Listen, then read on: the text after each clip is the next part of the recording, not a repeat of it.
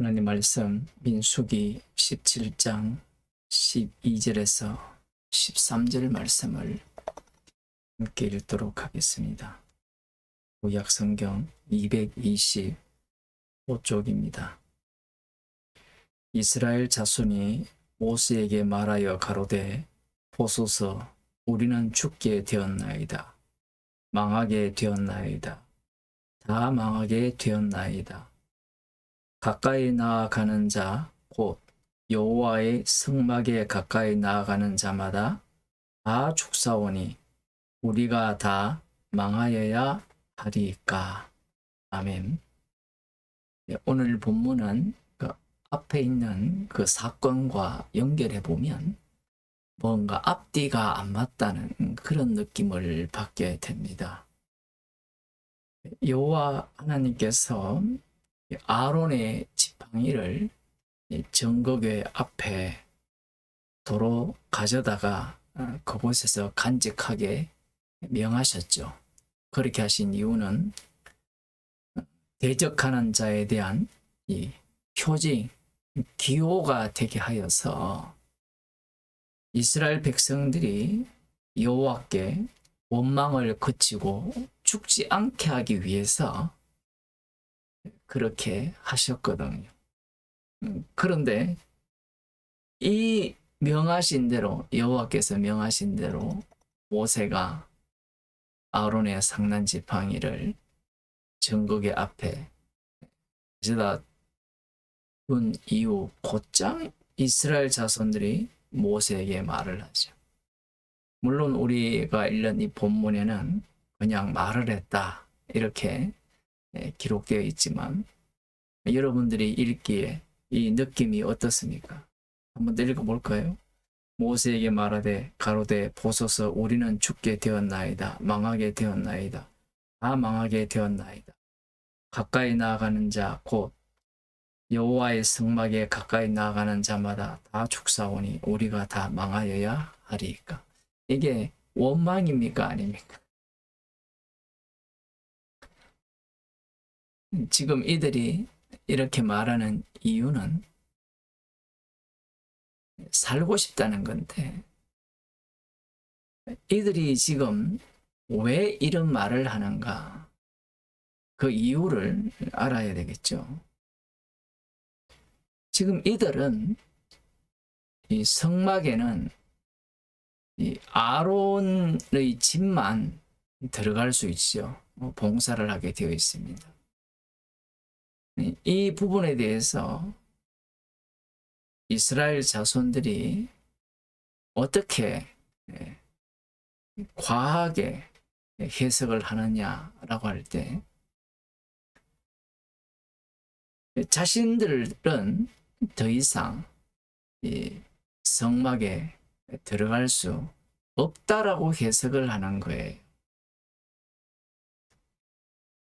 무슨 얘기인가 하면 여기 뒤에 보면 성막에 가까이 나아가는 자마다 다 죽사오니 이렇게 말을 하고 있거든요. 이들은 지금 무엇을 목격했는가 하면 자신들이 여호와 앞에 범죄했을 때 아론이 속죄를 함으로 말미암아 여호와의 심판인 연병이 멈춘 그 사건을 기억하고 있습니다. 그러면서 이들이 떠올린 것은 지금 아론의 지팡이가 정거궤 앞에 놓아져 있다라는 것은 우리들로 하여금 성막에 가까이 못 오게 하는 것이 아니냐. 머리가 비상해요. 우리들 생각에는 이스라엘 자손들이 이렇게 여호와 하나님께서 내리신 심판을 목격하고 이 아론의 지팡이를 선택하셨음을 보여주시면 뭐 철이 좀 든다든가 회개를 한다든가 마음을 낮춘다든가 그런 태도를 보일 것 같은데 전혀 그렇지 않다라는 것을 주목해야 됩니다. 인간이란 자체가 심판을 받는다고 해서, 여호와의 진노를 당한다고 해서 회개할 인간은 아니라는 거예요. 지금 이들은 자신들이 품고 있는 그것을 지금 밖으로 표출하고 있어요. 살고 싶다. 생존이 우선이에요. 앞서서 고라가 선동을 할 때는 생존이 기본 바탕이 된 상태에서는 왕의 자리를 꿈꾸죠. 우리들의 모습이 그렇잖아요. 먹을 것이 힘들 때는 먹을 것만 해결해 주면 좋겠다. 뭐 먹을 걸 해결해 주면 살 집이 있으면 좋겠다. 살 집이 있으면 내 소유로 된 집이 있으면 좋겠다. 그러다가 사기당하고. 그런데 뭐 100억이 있어서 200억으로 늘려준다 하니까 그 나방이 불 속으로 뛰어들듯이 뛰어들잖아요. 이게 이제 역으로 내려오면 이스라엘 백성들은 생존이 우선이거든.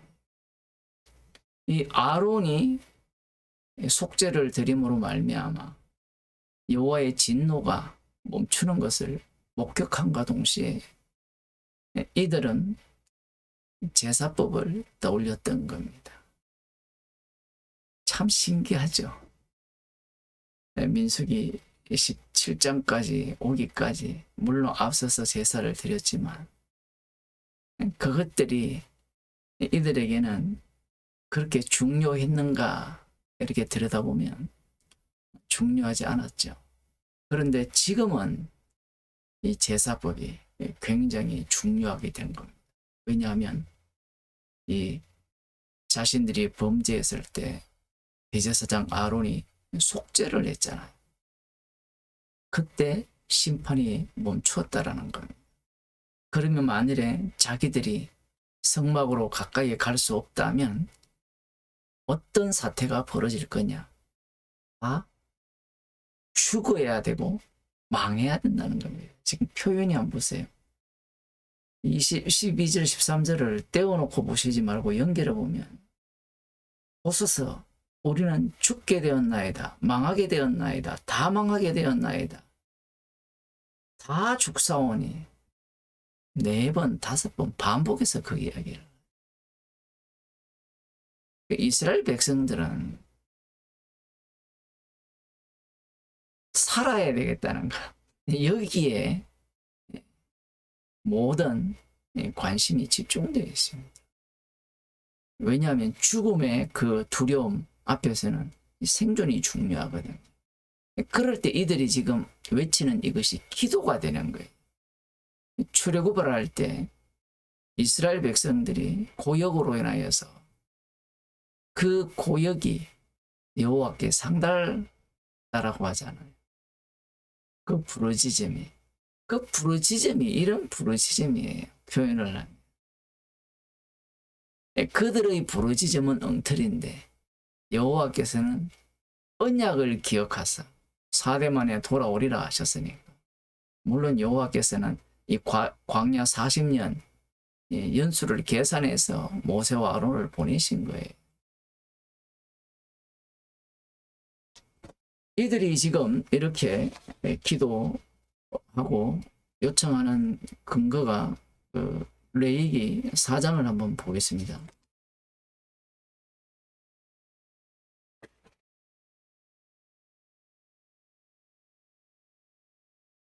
레위기 4장 13절입니다.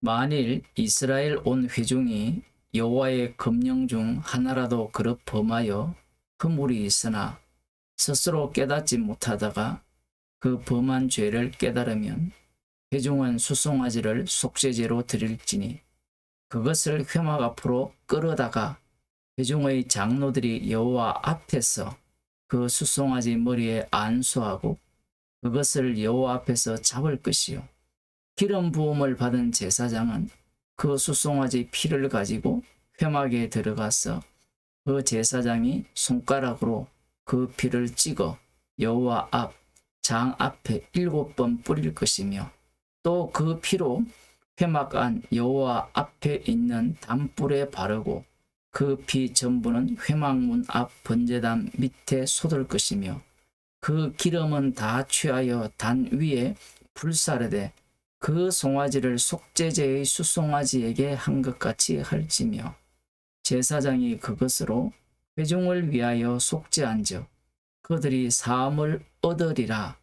그는 그 수송아지를 진 밖으로 가져다가 첫번 수송아지를 사름같이 사를지니 이는 회중의 속죄제니라.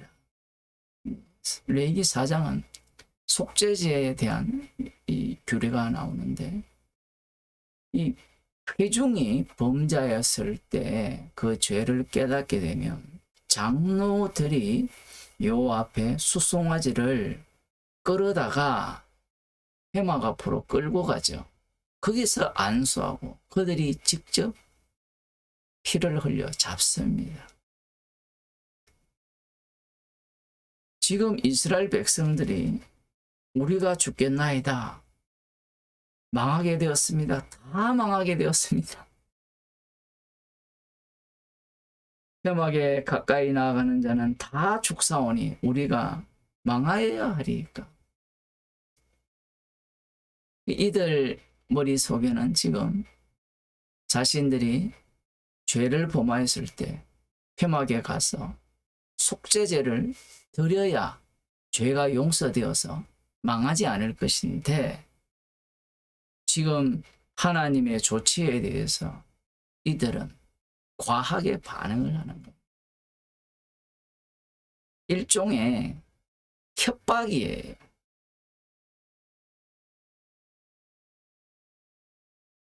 우리가 망하면 여기는 땡땡땡이거든요. 모세의 기도와 전혀 다르죠. 모세가 여호와 하나님께서 이스라엘 백성들이 범죄해서 그들을 다 죽이려고 할 때 어떻게 여호와 하나님께 기도를 합니까? 이들과는 전혀 다르게 기도를 하죠. 하나님께서 고라로 인하여서 다 죽이시려고 할 때 하나님께서 모세가 하나님께서 이들을 다 죽이시면 안 된다라는 겁니다. 여호와 하나님의 그 이름을 위해서 명성을 위해서 하나님께서 죽일 자는 죽이시고 그리고 하나님께서 출애굽 때부터 죄를 사하여 주신 것 같이 이 죄를 사해 달라고 간구를 하죠. 그 이스라엘 백성들은 모세와 달리 자신들의 생존에만 관심이 있는 것. 모세는 여호와의 이름에 관심이 있는 것. 이 제사법 자체도 자신들이 여호와 앞으로 가서 제사를 드리는 것조차도 자신들의 죄 용서에 관심이 있는 것. 생존에 관심이 있는 것. 그러나 여호와 하나님께서 제사법을 주신 것은 여호와의 이름을 드러내는 곳으로서의 성막이기 때문에 그런 겁니다. 오늘날 기독교가 구원론이잖아요. 구원론으로 설교를 하기 때문에 모든 이단 집단들이 인간 구원론의 확실성을 외치는 것. 그 구원론을 외칠 때 사람들이 몰려가잖아요. 왜 몰려가느냐? 오늘 본문에 보면 이스라엘 백성들이 우리가 죽게 되었나이다, 죽게 되었나이다, 살려주세요. 천국 가고 싶은 거예요. 요한복음 14장을 한번 보겠습니다. 요한복음 14장에서 예수님께서 이렇게 말씀하십니다. 12절에서 14절 말씀을 보면 내가 진실로 진실로 너희에게 이르노니 나를 믿는 자는 나의 하는 일을 저도 할 것이요 또한 이보다 큰 것도 하리니 이는 내가 아버지께로 감이니라. 너희가 내 이름으로 무엇을 구하든지 내가 시행하리니 이는 아버지로 하여금 아들을 인하여 영광을 얻으시게 하려 함이라. 사람들은 예수님께서 자신의 이름으로 무엇을 구하든지 시행하시겠다고 하니까 예수님의 이름을 어떻게 이용하는가 하면 자신의 필요를 채워주는 이름으로 이용을 하는 거예요. 지금 예수님의 이 말씀은 그런 의미가 아니거든요. 너희들이 내 이름으로 기도하면 그대로 시행하겠다라고 말씀하신 것은 그 뒤에 보면 이는 아버지로 하여금 아들을 인하여 영광을 얻으시게 하려 함이라. 이것 때문이거든요. 그러면 이 원칙이 예수님께서 겟세마네 동산에서 기도하실 때 자기 목숨을 대속물로 내어 주는 쪽으로 기도를 하셨잖아요. 그것이 아들로 하여금 아버지께 영광을 얻으시게 하는 일이었단 말입니다. 그러면 성도가 예수님의 이름으로 기도하면 예수님께서 시행하신다. 너희가 내 이름으로 무엇을 구하든지 예수님께서 친히 시행하신다라는 이 말씀의 의미는 너희가 어떻게 구하더라도 나의 이름 속으로 합류하게 되면 내가 아버지께 영광을 돌린 것처럼 너희들도 영광을 돌리게 될 것이다. 그런 의미로서 말씀하신 겁니다. 그런데 오늘날 교인들은 이 말씀을 앞서 말씀드린 바와 같이 부적으로 생각을 하는 거예요. 예수 이름으로만 구하면 아픈 내가 낫고 가난한 내가 부유해지고 말 안 듣는 자식이 말 잘 듣고 집 나갔던 남편이나 아내가 돌아오고 나의 이 괴로운 형편, 어려운 형편들이 해결을 해 주신다라고 그렇게 목사들이 거짓말을 하고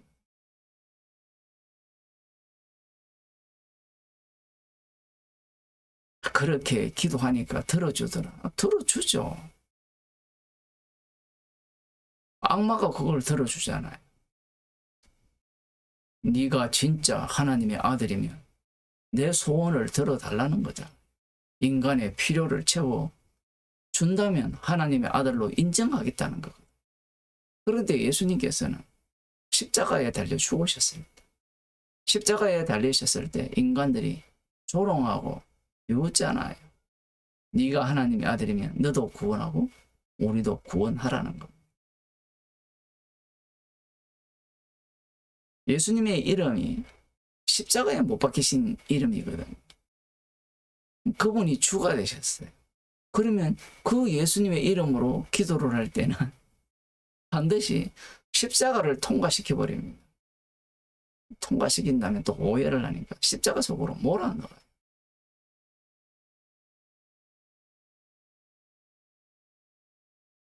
얼마나 이 말씀이 이 악마성을 드러내는 말씀이 되어버립니까? 마귀가 예수님을 시험할 때 구약의 말씀을 갖고 왔잖아요. 오늘날 교인들이나 목사들도 마찬가지죠. 너희가 무엇이든지 구하면 내가 시행하리라. 내 이름으로 무엇이든지 구하면. 그래서 맨날 기도하는 내용을 들어보면 어떤 내용입니까? 나라를 지켜달라는 거. 누구를 위해서 지켜야 돼요? 설교할 때는 이 세상이 불심판 받는다고 해놓고 나라가 공산화되면 안 됩니다. 왜 그렇게 기도를 해요? 내 재산 뺏기면 안 되는 거예요.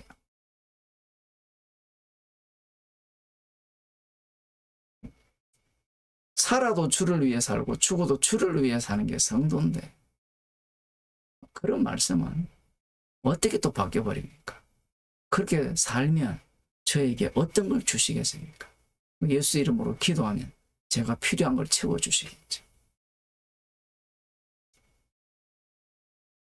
인간들이 아무리 잔머리를 굴려도 그 모양으로 말씀을 끌고 와서 기도를 한다 하더라도 주님은 중심을 봅니다. 우리의 마음을 알고 있어요. 노림수를. 주님께서 이 말씀을 하신 이유는 성령을 주셔서 이 말씀 속으로 집어넣어 가지고 기도하게 하셔서 십자가만 자랑하는 주님의 정인으로 친히 만드신다는 말씀을 하는 겁니다. 제자들이 직접 나서서 나대는 것이 아니라 주님이 친히 살아 계셔서 주의 이름이 그냥 부적이 아니라 성령을 보내주셨잖아요. 친히 동행하셔서 주님이 자기 증거를 하셨듯이 제자들을 통하여 십자가의 피만을 증거하는 정인으로 반드시 그렇게 하시겠다라는 말씀이고 그렇게 하셨고 우리들을 또한 그렇게 하시는 겁니다. 기도하시겠습니다. 하나님 아버지,